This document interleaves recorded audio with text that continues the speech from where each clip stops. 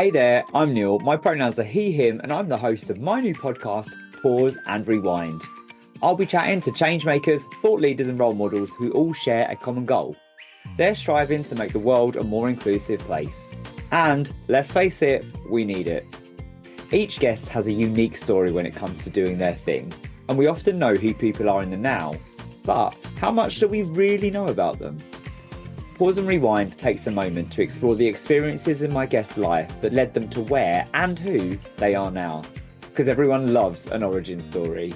We'll dive into tales, anecdotes, and what makes our guests tick. So, are you ready to pause and rewind?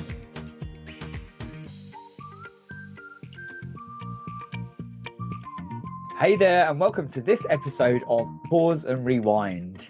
Now, if you listened to last week's episode, you'll know that I chatted to Paula Harrowing, who is co-host of Outsiders Talk, a podcast, a brilliant one at that, dedicated to intergenerational and intersectional conversations, highlighting the notion of outsider and what it means to feel like one, something that's really common within the LGBTQ plus community. This week, I am chatting to Paula's co-host, Spencer Cooper. Spencer is the creator of Love Queers, a community platform dedicated to shining a spotlight on the LGBTQ plus community, individuals, groups, impact, influence, and just a whole lot of queer joy. Spencer's also the driving force behind two podcasts, so Outsiders Talk as well as Queer Talk. And you should definitely check all of them out and follow them. But I was really keen to get to know Spencer more. I know a little bit about their story. And I just think that the way that they show up for the community and their love of the community really, really shines through. So diving into their origin story was something that I really wanted to do. Please take care of yourself whilst listening. As always, we do cover some challenging topics. But yeah, this is a really, really raw, upfront, and yeah, quite out there conversation. And just what I really loved was Spencer's refreshing approach and attitude and honesty. So enjoy, let me know what you think. Cheers.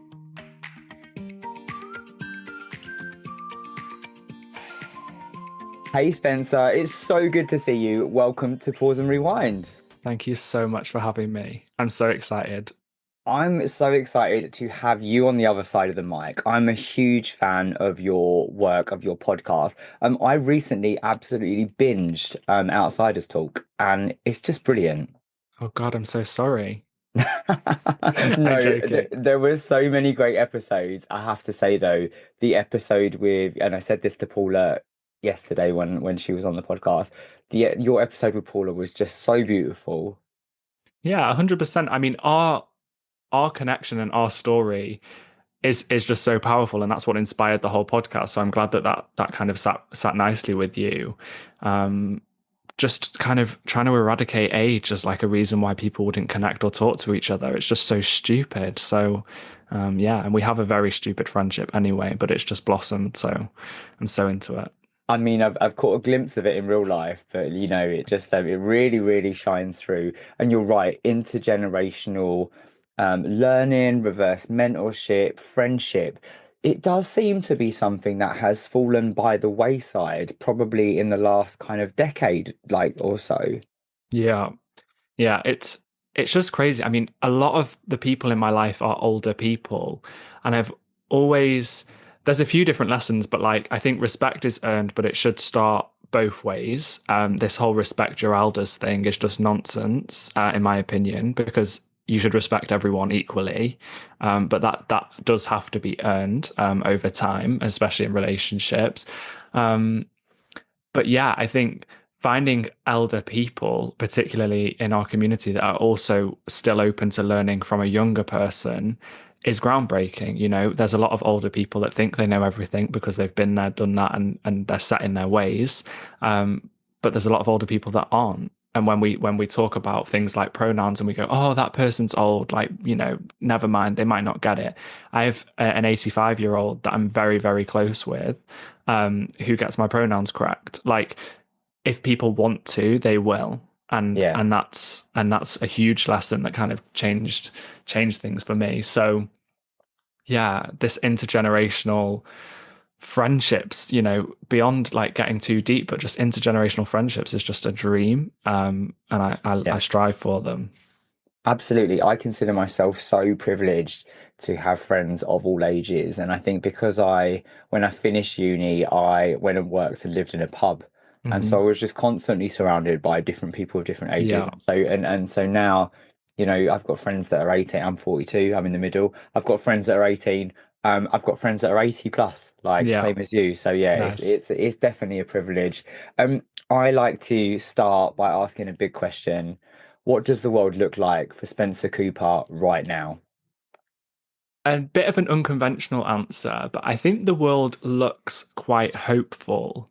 Um, I don't want to sugarcoat the state of the world politically, climate, financially, of just all of the bad things. But when I zoom in on my circles and the community and what people are doing and the energy they're putting into their crafts and into their work, I'm really hopeful because people are really striving for joy and striving for the things that bring us joy and entertainment, dancing, creating art, creating music, podcasting, like just platforming voices and platforming just brilliant people in the face of all of the stuff that is going on around us and against us. I just feel really hopeful about the world, or my world in particular right now. And I know that, those circumstances don't apply to everybody, and I know that things are tough. But yeah, I really respect and admire and amplify those that are just powering through and going like, I'm going to make something with this. All this energy that I'm feeling, all this emotion that I'm feeling, I'm going to like blow your mind with what I'm about to do. And that for me just makes me feel really like emboldened and empowered in states of the world like this one. Firstly, wow. I mean, it's beautiful. But this is no surprise coming from you. Um, you are one of the people I know in the queer community who does this better and with more energy than most people out there. With Love Queers, with Outsiders Talk, with the way that you show up. When you think back to those early days of Love Queers, does it surprise you how have you surprised yourself? I mean, yeah, like Love Quiz began, I'm not going to go, on a whole ramble, but Love Quiz for me was finding other gay men at the time when I was just kind of discovering my identity and coming to terms with that. And I started interviewing, like I was going on random forums on like Facebook groups where just like gay men, and I was just like adding them as friends, which can be a bit risky, but I was just adding them as friends, and I was going like, I just want to hear your story. And they weren't particularly, mind blowing or like exciting Yeah. or anything, but just hearing people who had been through what I was about to go through just made me feel really comforted. And these were just average, and I don't use average in a negative way, but just like average everyday people. And that's what the platform was. And then I started like connecting with queer people in real life, through college, through, just through Instagram. And I started interviewing them. And like the whole thing was just me understanding people. And then all of a sudden I realized that being a gay man wasn't the, wasn't the epitome of our community. Like there's so much more to it, by a long shot. And so it just grew and grew and grew. And like if you go back to the very bottom of Love Queers, which I wouldn't recommend to do because it's long, but you will see basically my learning and my understanding grow as the platform has Mm, grown. And as you come to terms with leaving a small town where diversity doesn't exist, in the sense that, everyone is kind of the same, thinks the same, looks the same. You see my journey through the platform, even though it isn't about me and my journey isn't documented on there. And so I have completely surprised myself because, yeah, everything that we do has come as a result of my listening and learning from other people in our community, and everything that is yet to come is because I still have space and time to grow and learn some more. I don't do it alone. It's never been done alone. There's friends, there's people, that run the platform with me, and like it's never been exclusive. You come to me and say, "Oh, will you mind posting this? What do you think of this?" Like it's on there. Like I'm not. We can only post once a day, or I don't care. Like if it's queer and it's important, like let's do it. If you've just made something and you've got 10 followers on Instagram and you want more people to see it, like let's do it.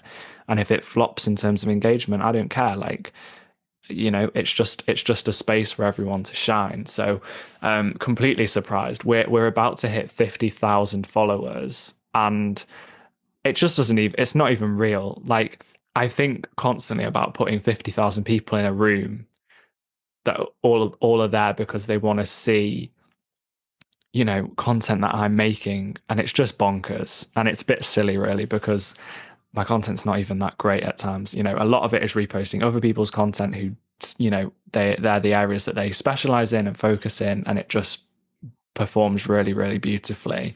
But yeah, the platform's been a dream, and I think it's given space to so many people, and that's the point. Absolutely. I think you're so humble with it as well. And as we were talking about on here, I think that being able to step into our pride and believing in what we've done. And I just think, you shining a spotlight on other people says so much about you. And even though it doesn't document your journey, I've been following it for quite a while, and I've got to know you through there way Mhm. before I kind of met you. And it just says so much about you and how you show up for the community. I ask most guests a similar question, and during these challenging times, I'd love to know how you look after yourself. God, I think removing the pressure that other people expect something from you. Um, a bit of a controversial thing to say, but I don't have to speak on every issue that is affecting our community. The platform does not need to speak on every issue that's affecting our community. And whilst making noise and rallying together is so important, like looking after myself and looking after those around me happens offline. And I think a lot of people ignore that offline exists. If you Yeah. aren't showing up online and making noise online, posting the black square for Black Lives Matter, posting, Palestinian flags and all of this stuff, which I think is really important. I'm not for a second saying we shouldn't be doing that, but I have people in my circles, in my life, across the internet that I have the energy and the capacity to look after. And so yeah, it's just that I speak a lot about looking locally and that change rippling out. And if we all looked after the people around us, as a community globally, we'd be looked after. And it's just that ripple effect. So just switching off when I need to, if Love Quiz doesn't post for a couple of weeks, like I don't care anymore. No one has the right to expect things from me, and I don't expect, that from Mm. myself either.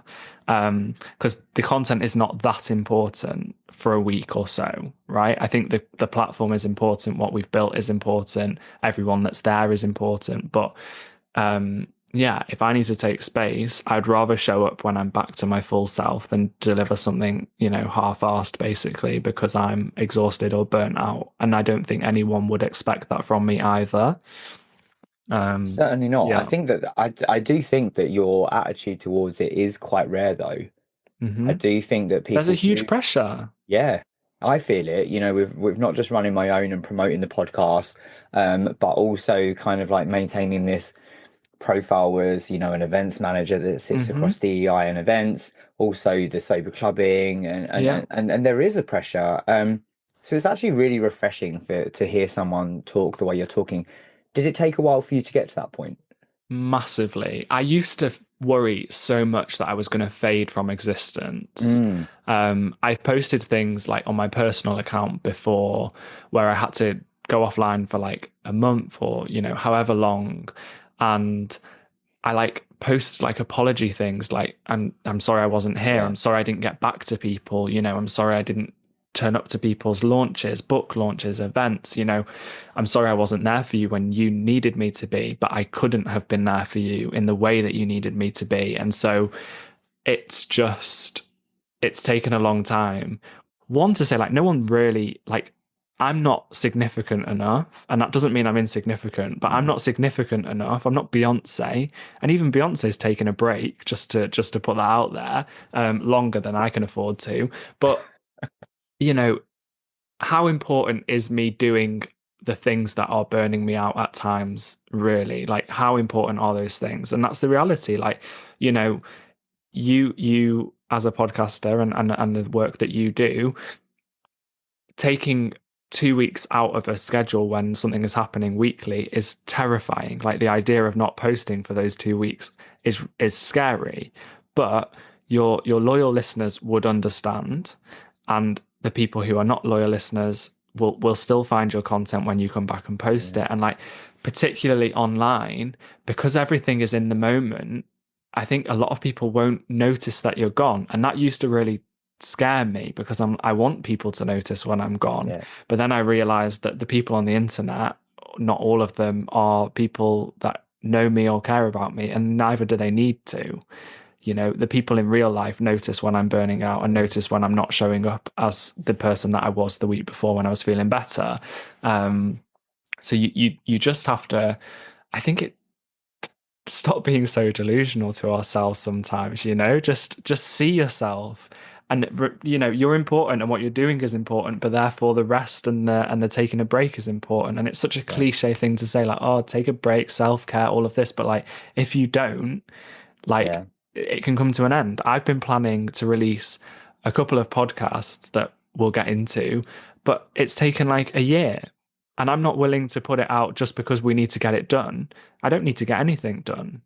When it comes out, I want it to be the best version of the podcast that I've produced. And I think there is an expectation, because I've done podcasting before, and so I'll do it properly at the time that works. And you know, it's just that. You just gotta give yourself a break a bit.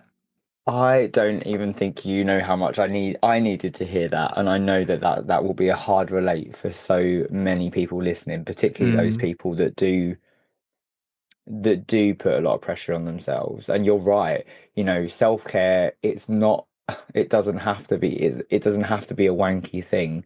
hmm. It's actually a priority, Yeah, and it should be. yeah. Yeah. And Well, it doesn't listen, have to be just lighting a candle and putting a face mask. Like, it, self-care is so many different for things. sure. What does It it look just like for you? This is crazy, and every time I say it, people are really surprised. But my two housemates that I live with, my two best friends, we, because of them, watch WWE, which is Oh wrestling, which gosh. is great. And when people look at me and see me walk, flouncing down the street, they're like, "You watch wrestling?" And I'm like, the things I could do to you right now based on all of the episodes I've watched and the moves that I've learned. I say learn, I'm not strong, but wrestling is such a good switch off, because it's like, it's angry and it's letting out all of this, like, that's within me, but it's not actually me. And I'm not actually slamming people into the floor in real life, which is good. And I wouldn't recommend anyone to do that. And it's all fake. So you're not seeing, like, Yeah. actual violence as such. I mean, I imagine they still get very hurt. Like, if someone threw me on the floor, even on a Yeah. bouncy, soft floor, I would still not be okay. But yeah, wrestling is like my thing, my escape, and people are always super shocked. I'm here Um, for it. I mean, as a kid, I was a massive fan of mhm, WWF, mhm, Ultimate mhm. Warrior, Macho Man Randy Savage. Like, and I God, know that some of those people were still around until quite yeah, recently. So, yeah. but I haven't watched it for years. So, okay, It's it's I back feel on like, net. It's on Netflix. Like, you literally need to just crack on. Like, it's okay, so good. I'm here for it. I think it will probably be better than watching some of the shit I watch. So, 100%, which makes me 100%. so tense. Yeah, I am so excited to dive into your origin story and get to know more about you, Spencer. Are you yeah. ready to pause and rewind? I'm so ready. Let's do this.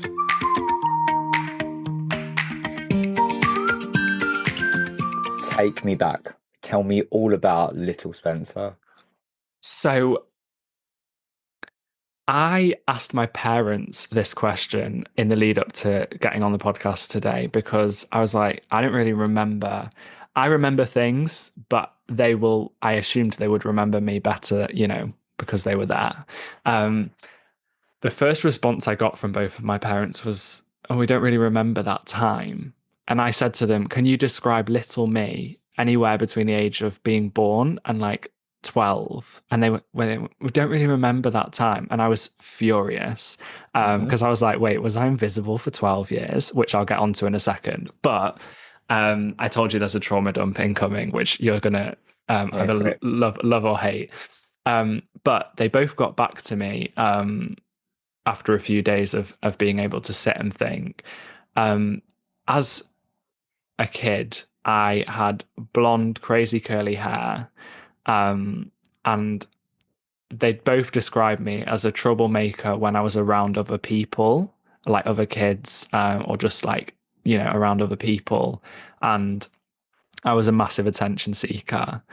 And when they sent this prior to my haircut that just happened, I was like, not a single thing has changed. I had my blonde curly hair up until about an hour ago, and I'm absolutely a troublemaker. Like I wind people up to no end.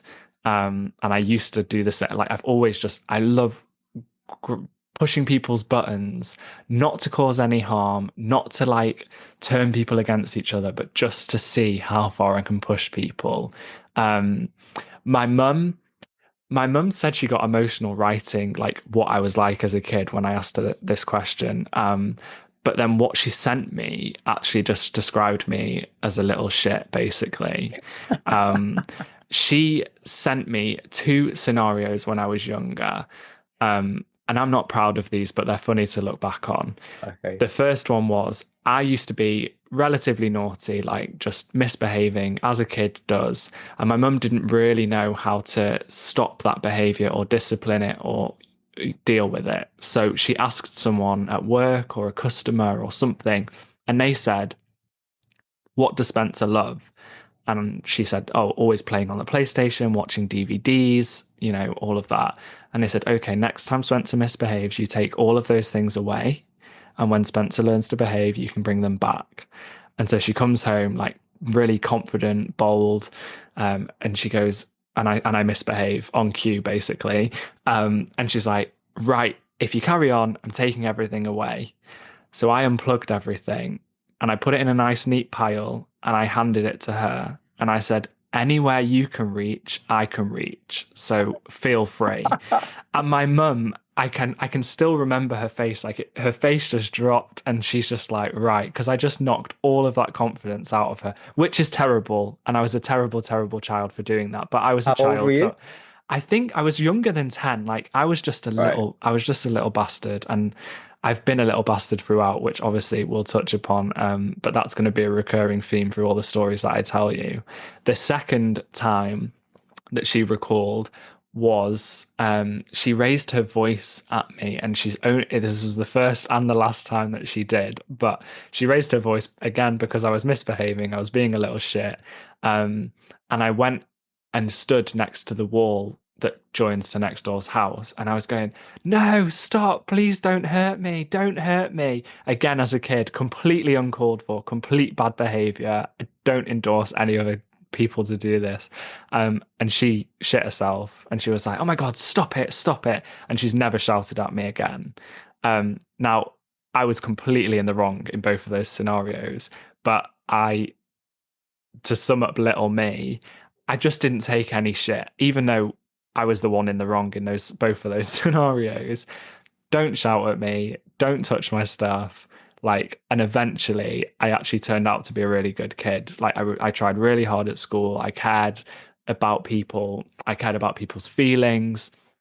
Um, yeah, I was just always in charge. Yeah. Um, which is interesting. Do My you feel that now? uh Because you give off those vibes of being that's someone that is in charge. I mean, yeah, but I've connected with friends and at work. Like I am in charge in my role in my day job, but Mm. um I've connected with people and people in my circles that don't take my shit. Yeah. And I've done that deliberately because being in charge actually caused a situation a few years back where I described it as like I was playing Sims with all the people in my life. So I felt like I didn't have control over everyone, but I could influence how everyone would behave and act. So, like, even down to seeing someone upset, one of my friends, I would encourage like my other friends. I'd be like, I think they're upset. Go like, you should do this. I know they Yeah. would like it if you did this. But I also used that influence to manipulate certain situations to my advantage, which, you know, I'm less proud of. But I started seeing that those things were happening. But I've always been in the driver's seat. Um, to go back to little me, briefly, the my mum suffers with anxiety and depression and has done forever. So she was a bit unsure as to how to raise a child, but she did everything she could. She loved me. She gave me everything that she possibly could. So I have no quarrels with her on that. Her and my dad divorced when I was 3 years old, Mm. which everyone's like, people see those things as a sob story, but like doubling my Christmases, my birthdays, like was the dream. And that's all I ever remember. I remember my friends in school having parents that were together, and I was like, wait, you only get one Christmas? Like, what's that about? Because I would get two, you know, two. So I always thought I'd hit the jackpot that my parents were divorced, which is hilarious because no one ever describes it like that. Like obviously it's tough. But there was never any bad blood or animosity. My parents still speak today. We were just all together on the weekend. Like it's not been a damaging split. And it actually benefited me more than you know, often divorces do. So um but because of that, I was in charge Monday to Friday because of my mum's condition. Mm. Um, and then I was with my dad on weekends, and he was usually quite tired from work. He works very hard. And so he would be quite laid back. And again, I would just do my thing. So again, I'd be in charge. Um, another scenario I remember from being younger, I was because of my mum's situation, I was in nursery being like after school club, all of that until literally the day before I started high school because my mum was really nervous to like leave me on my own at home or whatever. And I was the oldest kid there because most of the kids in that nursery after school club would leave like midway through primary or before primary or that kind of stuff. And I remember like being quite a fussy eater.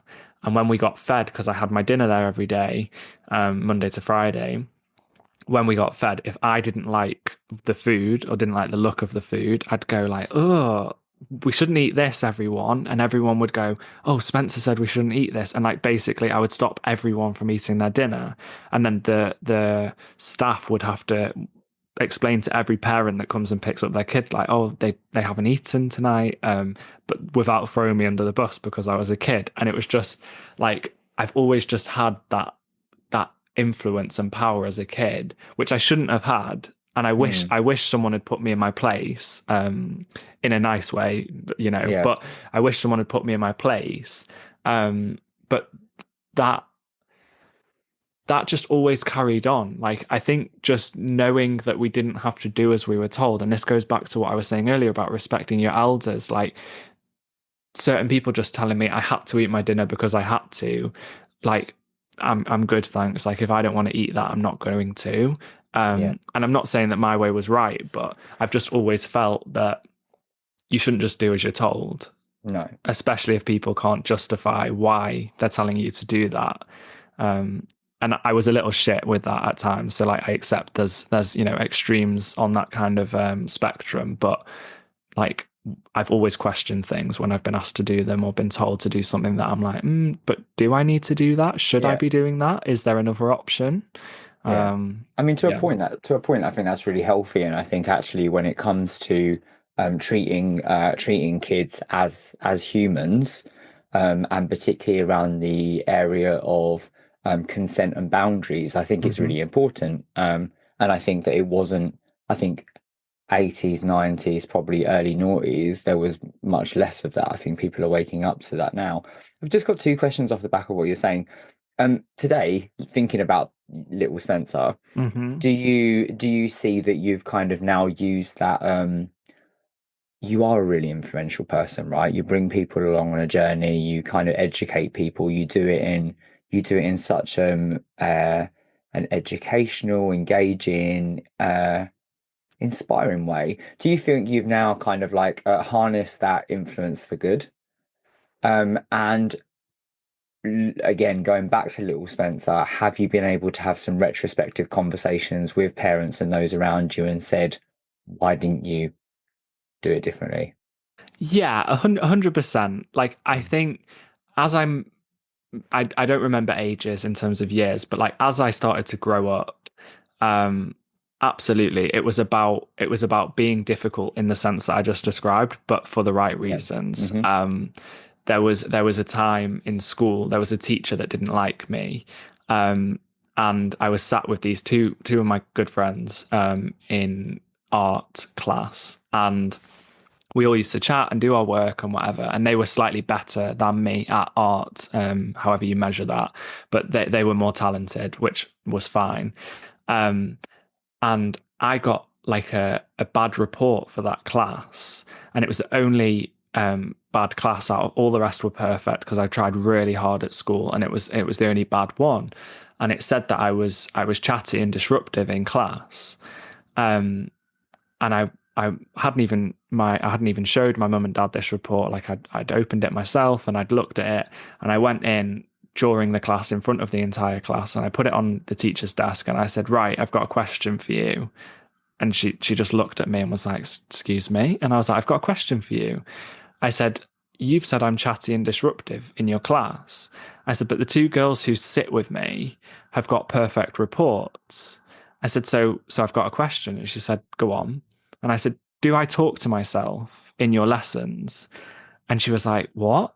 And I said, do I talk to myself in your lessons? And she was like, no, what do you mean? And I said, well, then we've got a bit of a problem here. I said, because based on our three reports that sit next to each other, it suggests that I talk to myself and disrupt your class. But who am I disrupting if the two people next to me are perfect? And and if I'm not talking to myself? So I said, we've got two options here. This is literally like beginning of high school, which is just the audacity. But I'm here for it. I'm like, we've got two options here. You can change my report to say that I'm perfect in your class, or you can change their reports to say that they're chatty and disruptive too, and you can explain to their parents why their report changed. And she just looked at me, and the whole class is like jaws on the floor, like waiting for a response. And she changed my report to be perfect. And I just like that is a prime example.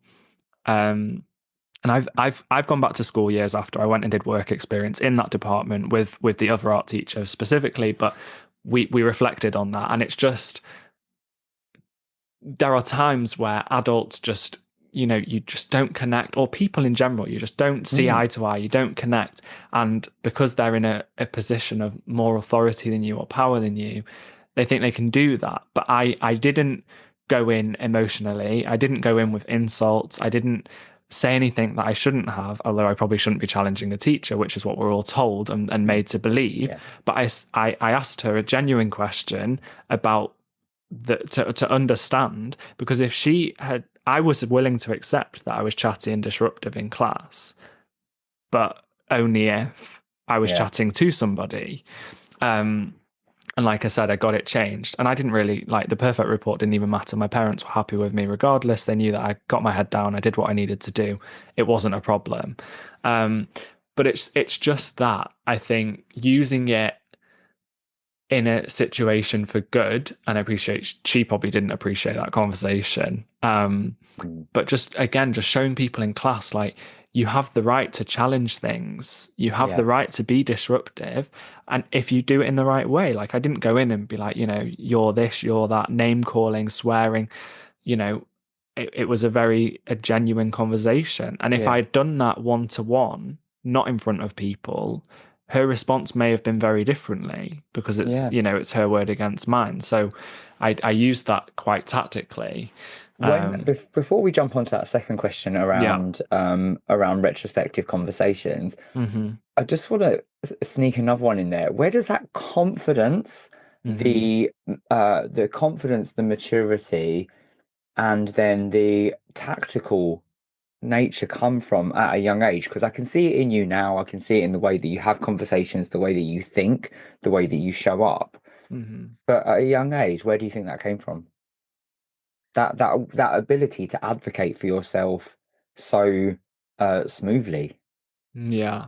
My mum and dad might listen to this and they might not like me saying the following, but these are conversations that we've had, you know, between ourselves. Mm, But I think because they both struggled as parents, yeah, um, I still strongly stand by they did everything that they could. I got everything I needed. All of those things still happened. I was looked after, but I had a different upbringing to a lot of my peers and a lot of the people around me.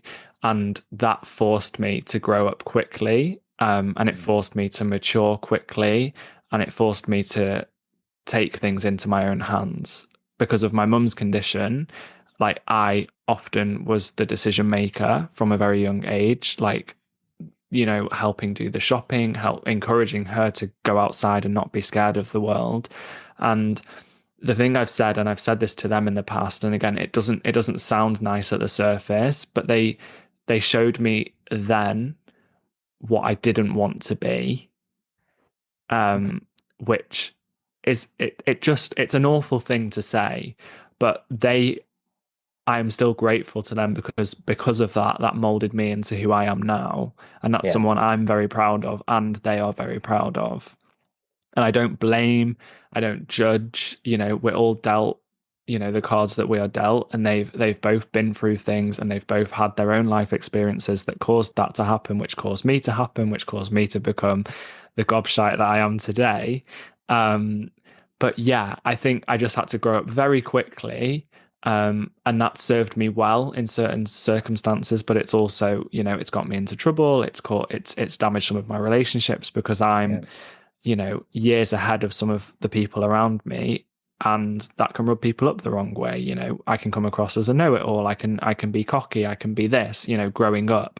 And now I try not to be those things, and I try to be very aware of the people around me and the kind of, you know, where they're at, where I'm at. But again, feeding back into, you know, this intergenerational, like, age is irrelevant when you look at experience, because what I experienced by like the age of 10 is worlds apart from what my peers were experiencing. And a lot of people look at that as like their weakness or like their sob story, but like, if those things hadn't have happened, I don't know where I would be now. Like, I think I would still be more immature and less developed and less understanding of people and their yeah, circumstances, and I'd be a different person. So yeah, I'm always grateful to the things that happened, even if they weren't, you know, as nice and airy as childhood was supposed to be, based on yeah, whoever's metrics and standards. yeah. Different circumstances and life situations, but I definitely relate to so much of what you just said, particularly in terms of being different, Hmm. and not really knowing where this person now or that younger person came from. You know, when you think of the term black sheep of the family and Hmm. such, like that's definitely again something that I identify with. Hmm. Um, I feel like we're staying around this area, but if you're comfortable staying around this area, I think 100%. it's great. 100%. We talk a lot around obviously being in DEI, but also part of the queer community around belonging versus displacement. Did you feel that you belonged in your upbringing? Was there a sense of displacement at a young age? So I always felt different to everybody else. Mm, Did you just hear the dog bark in the background? I didn't know. Oh, that's so good. Okay, fine. Yeah, I always felt different to everybody else, But when I tell people my story and say, some of the things that happened when I was growing up and all of this and oh, isn't that sad, etc., like that was normal to me at the time. Yeah. Like it's not until you grow up and you learn other people's stories and you go, oh wait, your parents weren't divorced. Oh wait, you didn't have to like take care of your mum. You know, you start to realize like that isn't how things were supposed to be in inverted commas. Like, but it was normal to me at the time, and like I say, that was the card I was dealt, and I took great pride in supporting my mum. I still do it to this day. And our relationship has been up and down, as has my relationship with my dad. Sometimes he's been there more than I would have hoped, sometimes less. um but again, like just this expectation of people just shouldn't exist. Yeah. We have expectations of parents because they become parents, but like why? Because they're working it out too. Yeah. As I've become an adult, I've realized that adults are not really adults. They're just kids, like older kids, and everyone's just working it out. Like, Yeah. and these intergenerational conversations are important because some people have been through what you've been through before, but they're still working it out. And so for me, that's where community comes into it, Mm.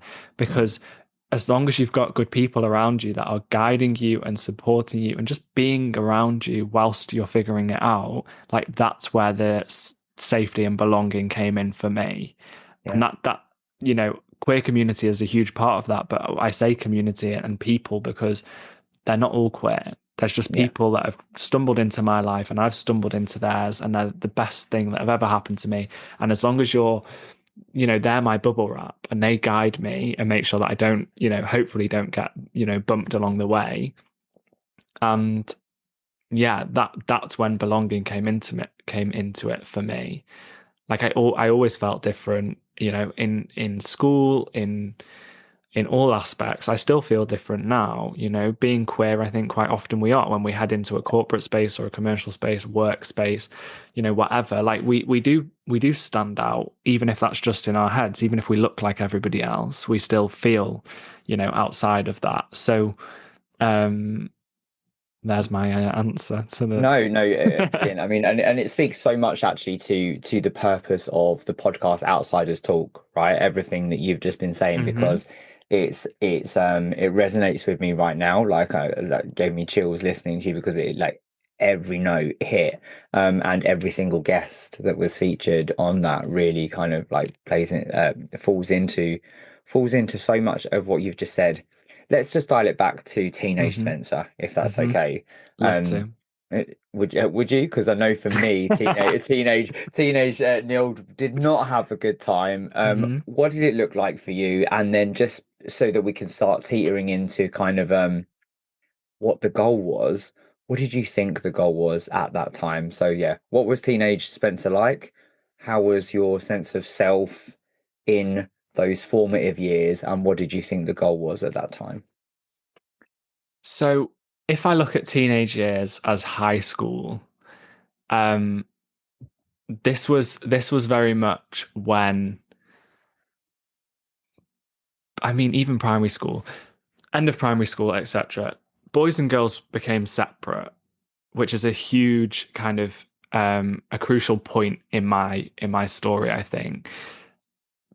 In primary school, the boys played football, the girls did handstands, which is a very like textbook, but it's Yeah, it's just what happened. And because I didn't know how to play football, and I literally couldn't do a handstand to save my life, even now, like the idea of being upside down is just terrifying. Anyway, I didn't know where I fitted in. So I had some friends still, and we kind of just existed separate from those two things. And we were a bit geeky, a bit nerdy, and we just got on and we had a nice time. So primary school was fine.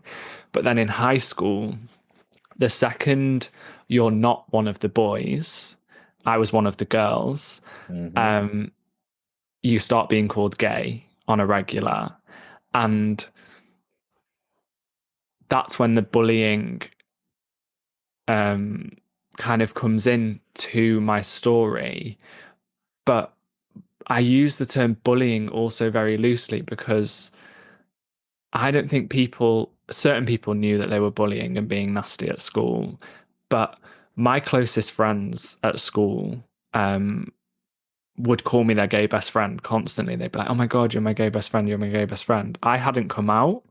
The word gay terrified me. That was just like, ugh, like quick, Mm. change the subject, quick, like move away from this because I didn't know what it meant. I'd not, I hadn't been, engaging in anal, at the beginning of high school. So I like gay to me, I just didn't know. I Mm. knew I was different, and I knew that I wasn't, you know, hanging around with all these girls to get with them, or flirt with them or fancy them, even though I had a handful of relationships with my closest friends, like playground relationships, Yeah. which is just funny. Um, but yeah, the boys started treating me differently, and picking me out as different. And in high school, PE is separated then into boys and girls.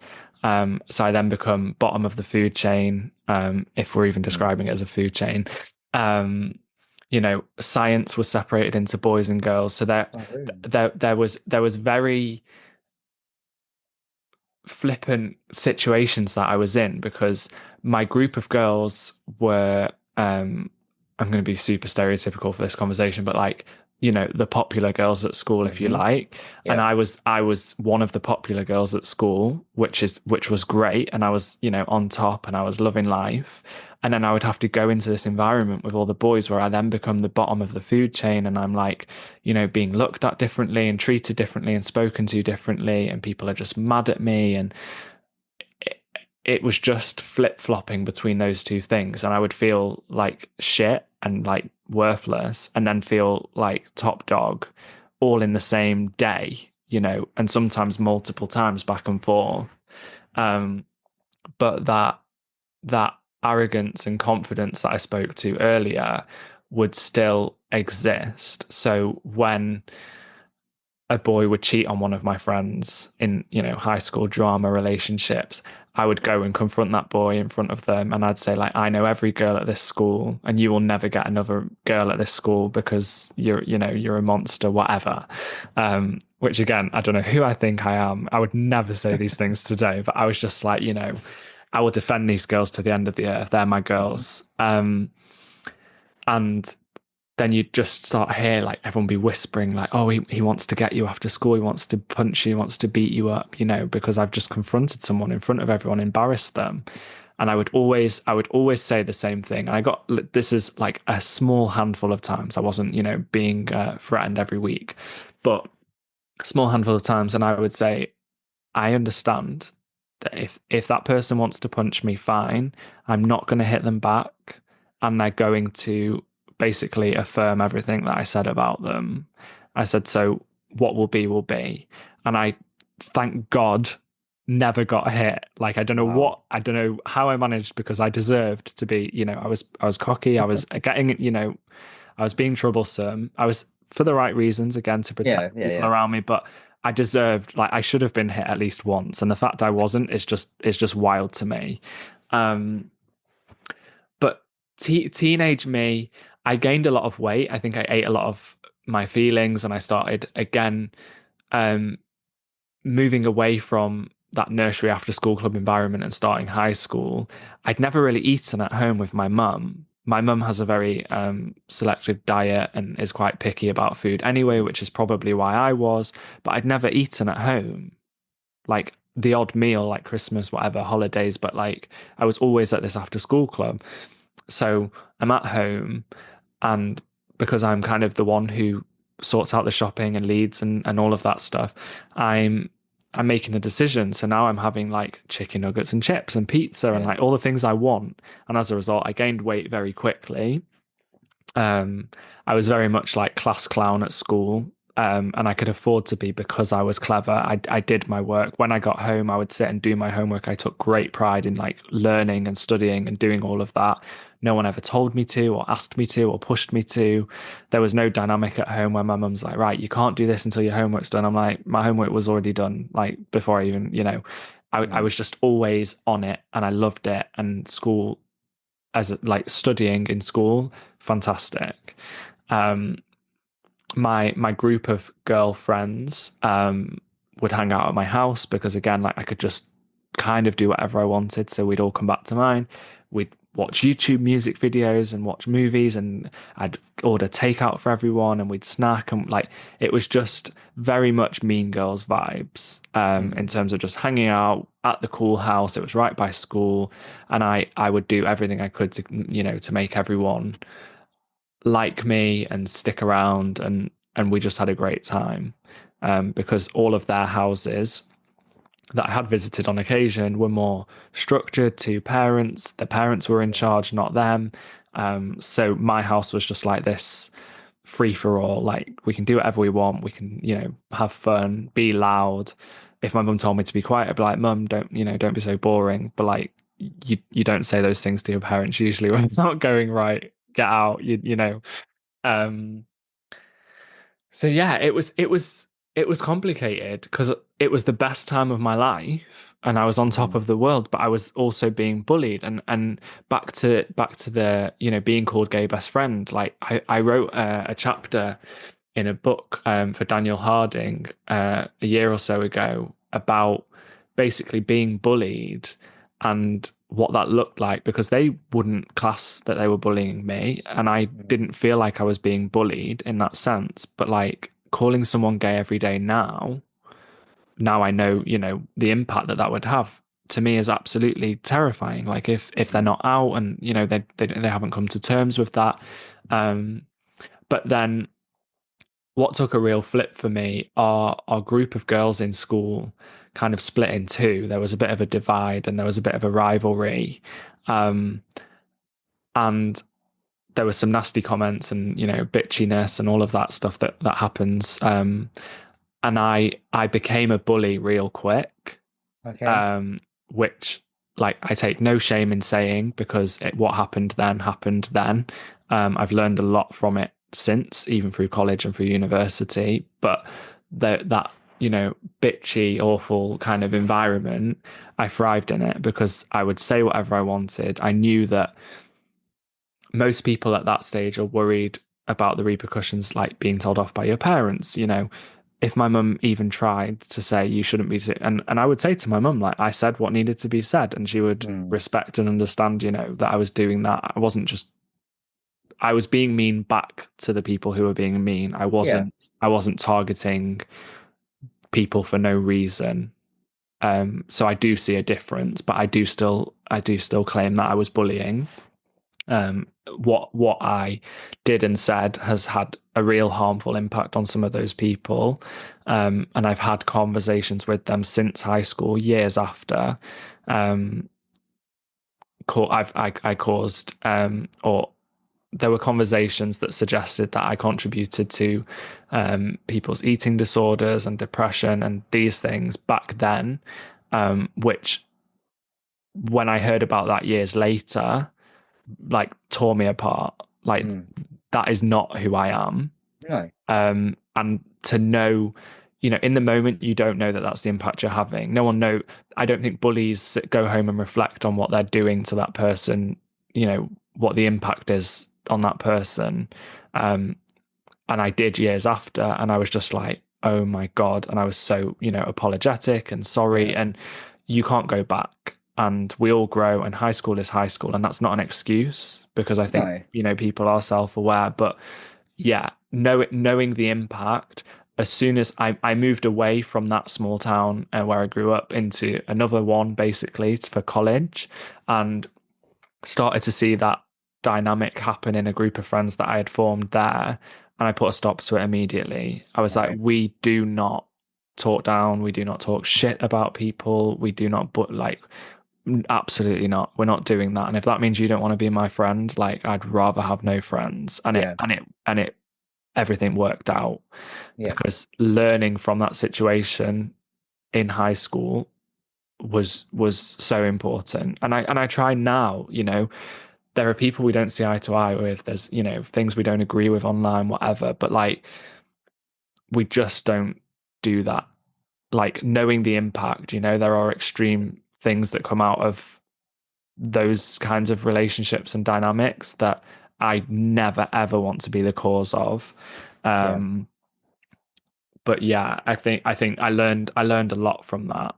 Yeah, I have Uh, so much respect for you for looking back at that and for talking about it so openly. Um, you know, you said no shame because it was what happened then was then, and it yeah. was a long time ago. Have you reached a point of kind of self-forgiveness and acceptance with it, and you've acknowledged it, you've not rectified it, but you've addressed it? Have you been able to move on? Is it something that still lingers? Yeah, I've moved on. I don't have relationships with most of the people from school now anyway. And retrospectively, they also acknowledged, that they did wrong, Mm, etc. And we're all adults and we've all yeah, moved on. Um, but that will always sit with me because I don't want to ever make anyone feel, I mean, surface level, I don't want to ever make anyone feel bad. And that's, unavoidable.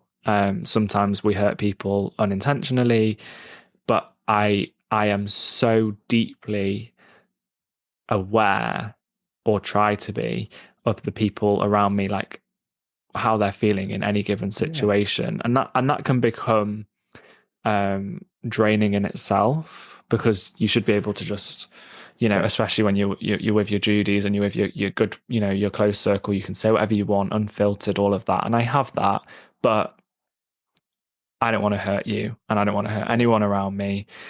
I just want everyone to know that. So that does still sit with me. But yeah, I've let that part of my life go. I don't feel like I owe anything to those people now, and I don't think they owe anything to me. And again, it helped shape how I treat my friendships and Yeah. relationships now, which without that, maybe I would be more of a cunt. So maybe it's all, it's all for the best. I mean, it's certainly from the sounds of it has shaped you and again how you show up in the world and the work that you do now and how much value you place on people's worth. Yeah. Um, but also I think that most people just wouldn't even think about it the way that you have. Most people wouldn't be reflecting on it as such a moment in their life. Most people would simply dismiss it, and I think that speaks to your awareness for sure. Yeah. Yeah.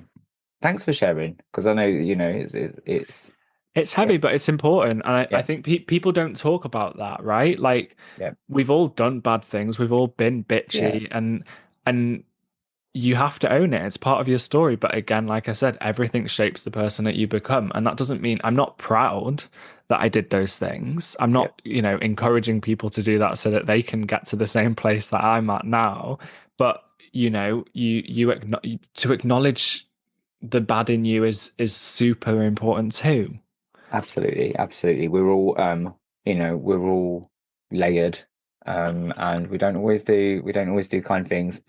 100%. I would love to focus on what you thought was the goal, because the career you have now, Hmm. is probably wasn't what you imagined it to be. What did you think was the goal? And when you look at where you are now, how do you feel about your trajectory in terms of what you'd originally set out to achieve? I always just set out to be more. So I always looked at everyone around me, and if there wasn't anyone that I wanted to be, I wanted to be more. And that wasn't about stepping on anyone, but it was just keep working hard. So like Hmm. I worked extremely hard, and moving to a college in a different town was like this huge achievement. Like, you got out, and Yeah, no shame or shade to anybody who's still living in real, because everyone goes down their own path. But yeah, it was just like, wow, I've achieved something here. And then going to, I applied to 5 universities and I got into all of them, and I didn't even look or whatever. I was like, right, London, I need to be in London, same. apply, go. And I got into all of them. And I had worked extremely hard to get all of those things. So my goal was just to be more. I didn't have a career path. I knew I was always a hard worker. I'm still a bloody hard worker, too much, in fact. And that was it. That was the goal. I mentioned earlier, like, just looking around and seeing the people who you don't want to be or you don't want to become, which sounds like a really awful thing to say, but it's no shade. But like, just not the direction you want to go in, and escaping, sticking to your path and doing what you need to do to Yeah. get there. Um, I now, um, again, after a lot of unconventionally hard work in our company, I am a director of a content production agency, and I realized all of the creative avenues I took. I studied art, I got into photography, I've done bits of design, I've created, my role, which makes sense now, was always to just be in charge. Um, One, because I was always that independent, bossy little shit as a kid. Um, but also because of my consciousness of people and feelings and all of that, my role now is basically people management or Mm. mediation between, I mediate between our clients and our creatives. And the reason I believe, and I hope that they, my bosses believe that I'm so good at that, is because I can understand and take in what feelings are present in on one side of that conversation and the other, and communicate in a way that makes everyone feel good about what that looks like, and we thrive because of it. So like, I have found my place, and that's unconventional because you can't search for a mediation people management title because it isn't really a thing. um there are obviously heads of staff, etc., but I just believe I do that really well, and we're a small business and we're a relatively small team, but that's where I fit, and that's what I do well, and I love it. That's amazing. That's amazing. Thinking about just taking a step back and thinking about the move from Real to London. Hmm.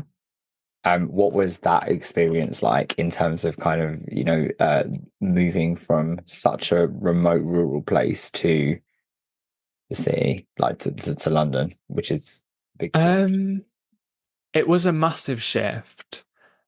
It was terrifying. Like, I was extremely anxious. I was going through some stuff. I was going through some stuff at the end of my living in Rill.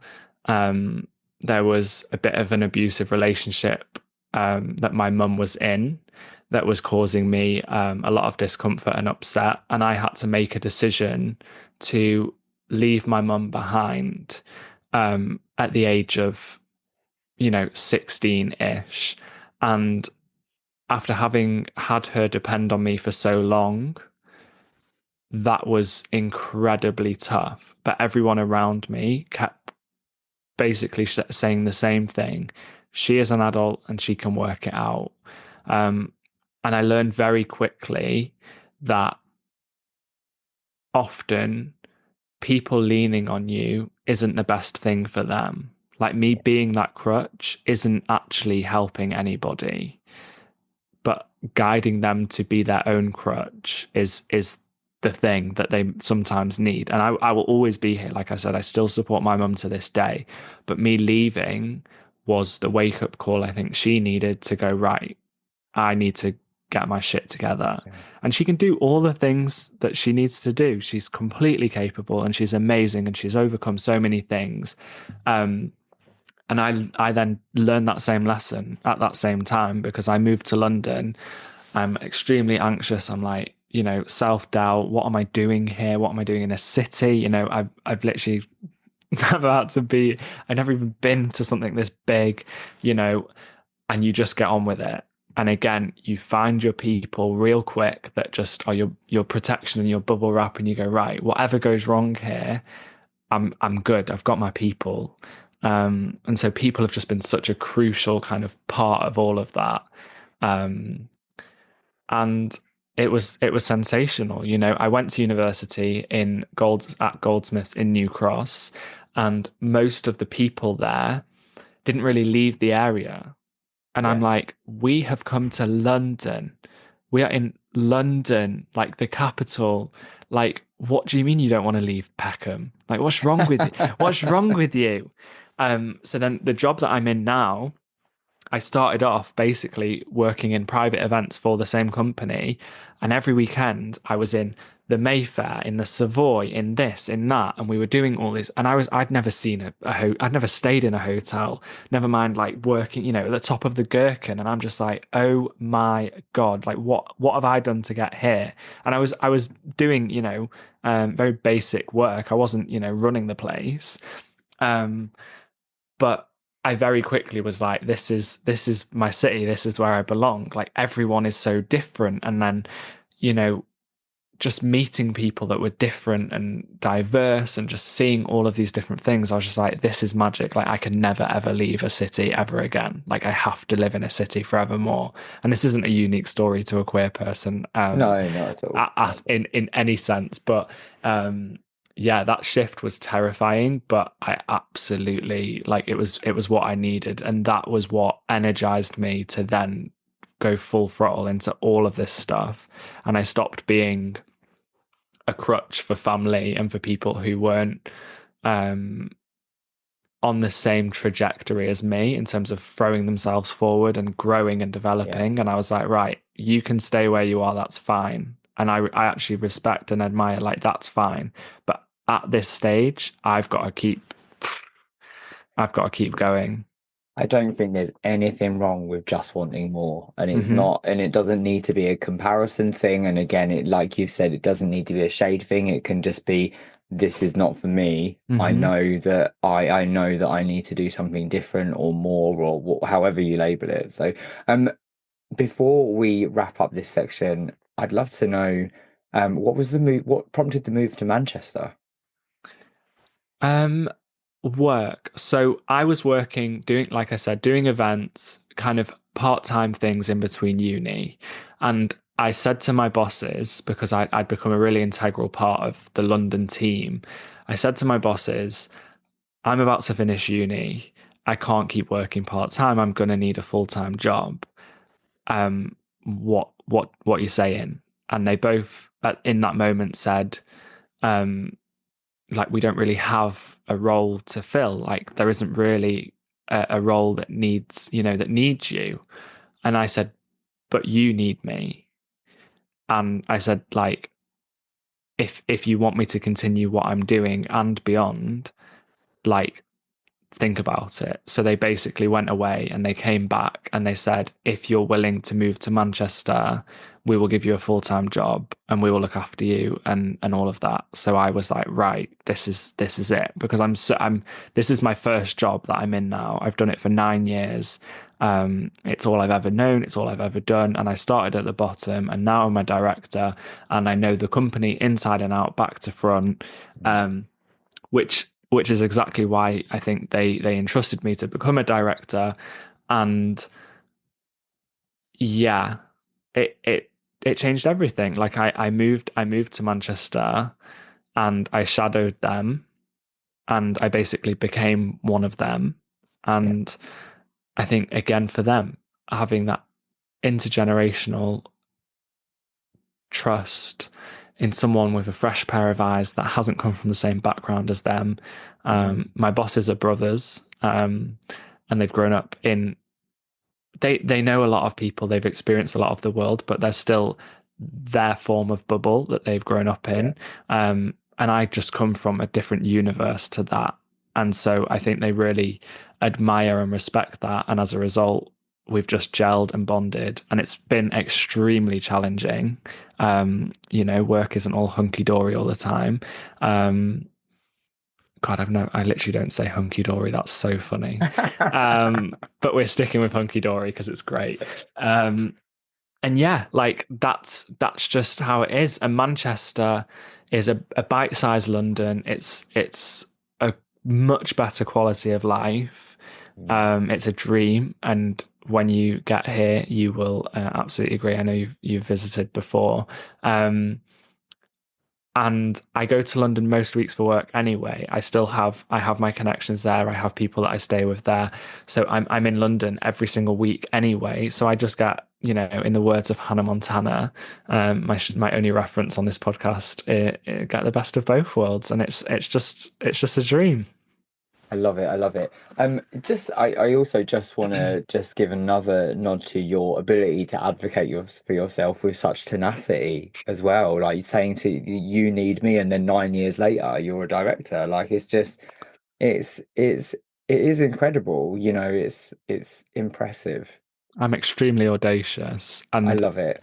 I'll take impressive because I'm just a bastard that managed to get. I just got away with it too many times. That's all Well, that's hey, happened. keep doing what you're doing. Before we close out for this segment and move on to quickfire, I've got a couple of hmm questions for you. I'd hmm love to know about someone who shaped you the most along the way. I can't mention one name without hurting other people's feelings, so I'm going to do a little Oscars speech. But This is your moment. this is my moment. Don't you start playing music to play I me was out because thinking Martin McCutcheon was in I my will head. I will hang up this call. Um, Paula and Jane have shaped me as the older women in my life that have just absolutely brought in that intergenerational, just understanding that age isn't important and that we can all just get along and learning so much from the experiences of those who have come before us. Dwayne and Chris have absolutely shaped me just from coming from different worlds and different backgrounds and just giving me the space to just be unfiltered, but also very reflective of like behavior and understanding myself. Um, and then Joe and Nick and Dean and Charlotte have just made me feel so safe and at home, like in my everyday, in my home. Um, and that for me has just saved my life so much. I'm sure I've missed some people, but that's my short and sweet Oscars I speech. love it. Yeah, everyone is in my life for a reason, and they all shape me daily, and I hope that I shape them and mold them too. Beautiful. Thank you for sharing. And my final question for this segment is this. Looking back so far, with so much more to come, what are you most proud of to date? Just keeping going, without getting into a really long answer. If we rewind back to this anxious kid that was, again, just like living with my mum who was experiencing that anxiety and depression, like I always look back and think I should have mirrored that. Like what should have happened, what that path looked like or should have Mm, been was to mirror that. And for me to still be, an anxious, kind of worried, nervous, scared kid in real. And I am so proud to give myself credit like that I just got through that.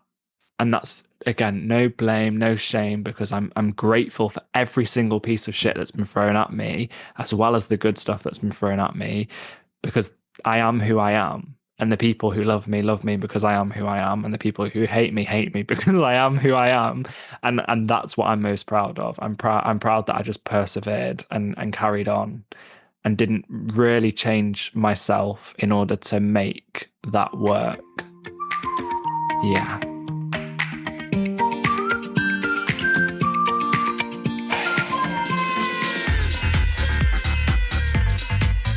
The House of Happiness is London's ultimate sober clubbing extravaganza. We're led and delivered but created for all, whether teetotal, sober curious, or just taking a booze snooze. We love a day rave, and on a Saturday afternoon you can expect banging house tunes, DJs on decks, dancers on podiums, and a fully stocked alcohol-free bar. Flamboyant, bold, with a glitter station to boot. We're all about safe, inclusive fun, and we even have a pre-meet so that you can make new sober buddies before you hit the dance floor. Grab your tickets from Instagram now at House of Happiness Official, and we'll see you on the dance floor.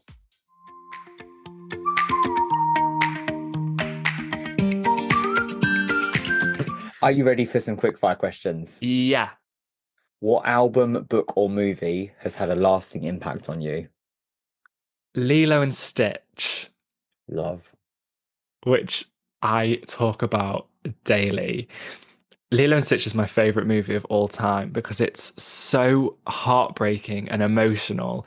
But to just see an unconventional family pulling through with an alien, which I relate to the most in that film.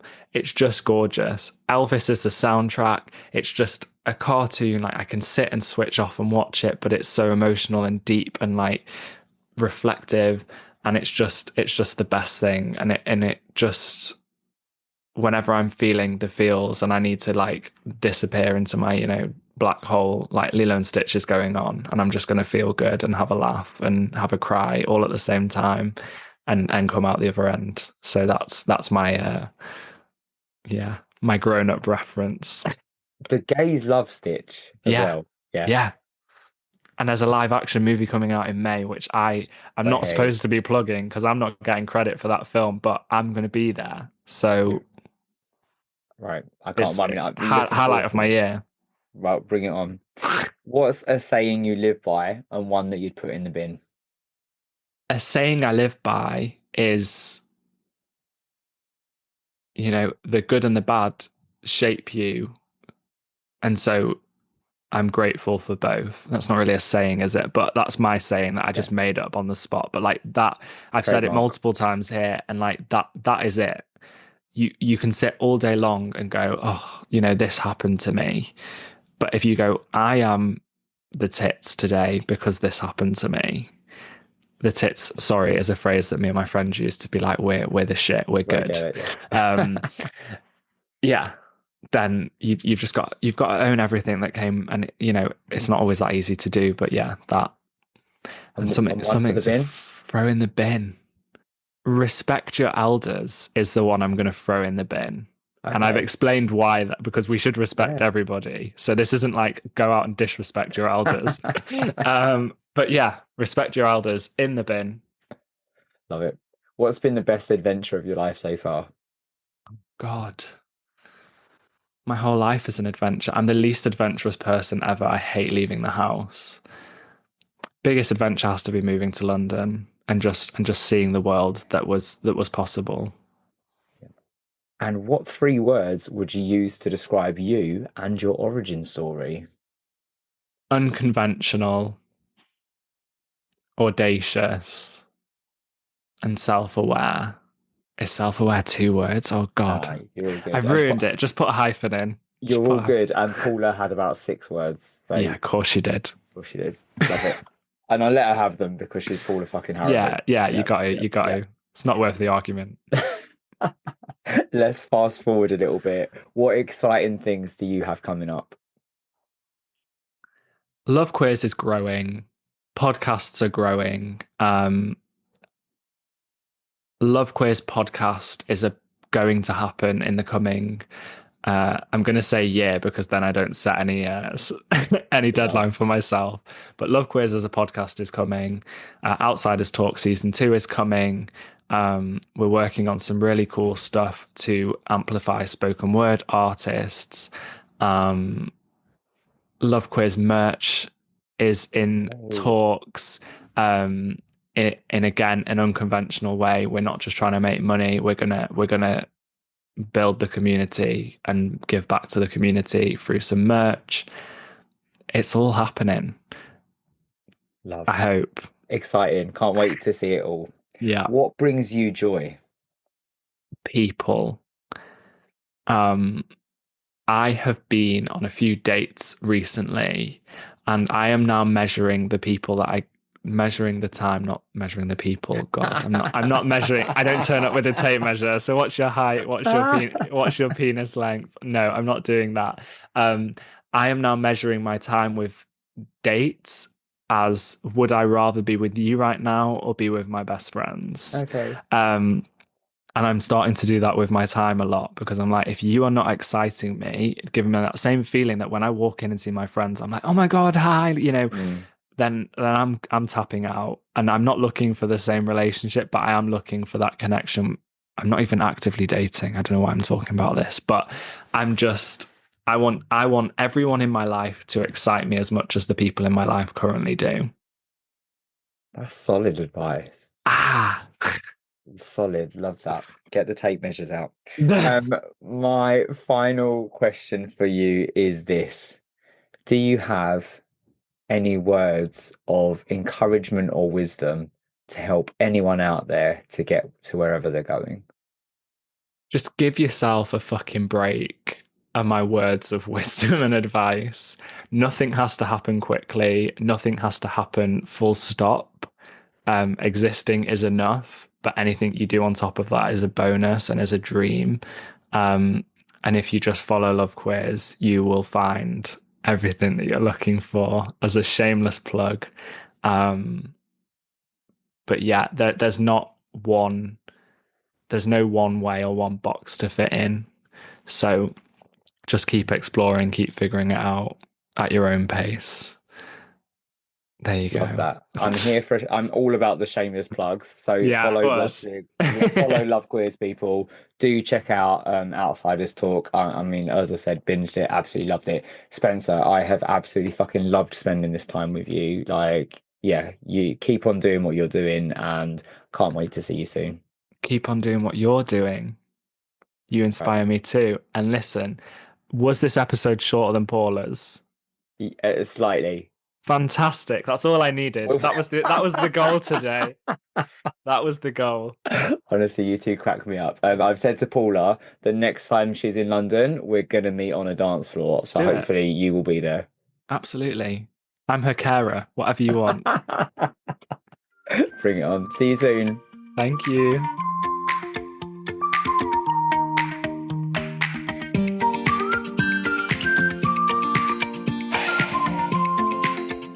I mean, I walked away from this episode feeling quite bowled over by Spencer's real raw honesty, um, their level of accountability, and something that I already knew, but the way they show up. I love how they exude so much confidence and possess such tenacity to achieve what they've achieved with Love Quiz as it is now hit over 50,000 followers, something that Spencer says doesn't feels real.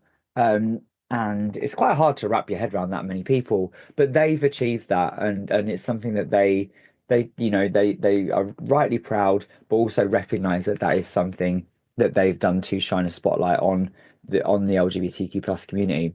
But their tenacity with their career, and their drive and their passion for life, for people, um, and the accountability part, really, just, the importance of owning up to our mistakes.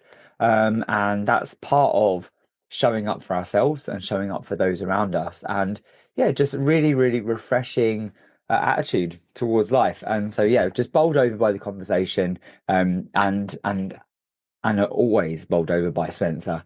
Those words that Spencer uses to describe their origin story: unconventional, audacious, and self-aware, all of which shine through. Just loved hearing those. So please stay tuned for Outsiders Talk Series 2. The conversations featured are absolutely brilliant, by a really intersectional, intergenerational range of guests. Highly recommend. But Spencer, I loved spending this time with you. Yeah, so insightful. Can't wait to spend more time with you in the future. Thank you so much, everyone, for listening. Please stay tuned for more amazing guests on Pause and Rewind. Like, subscribe, share, and yeah, keep these conversations going. Cheers.